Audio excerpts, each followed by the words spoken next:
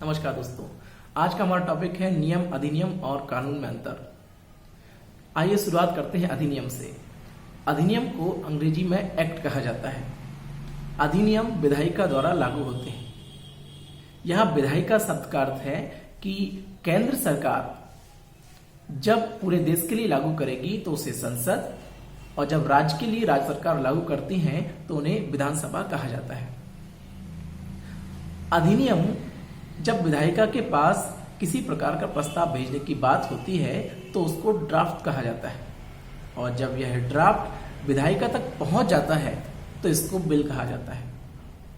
यह बिल जब पारित हो जाता है तो इसको अधिनियम या एक्ट कहा जाता है। दोस्तों, अधिनियम किसी मौजूदा कानून को बदलने या नए कानून को बनाने के लिए लागू होते हैं। अब बात आती है नियमों की।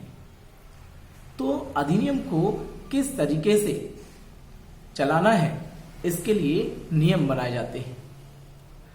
अधिनियम का पालन करने के लिए ही नियम बनाए जाते हैं। दोस्तों, अधिनियम बनने के बाद ही नियम बनते हैं, अर्थात अधिनियम के भीतर ही नियम आते हैं। अब बात आती है कानून की। कानून का अर्थ होता है नियमों का पालन करना। कानून के भीतर नियम, अधिनियम, उपनियम, विनियमन, ये सभी शब्द आते हैं। दोस्तों, यहां हम नियम और अधिनियम में अंतर देख सकते हैं कि अधिनियम बनने के बाद नियम आते हैं, अर्थात अधिनियम के भीतर नियम होते हैं। लेकिन यहां नोट करने वाली बात यह है कि नियम के आधार पर ही अधिनियम लागू होते हैं।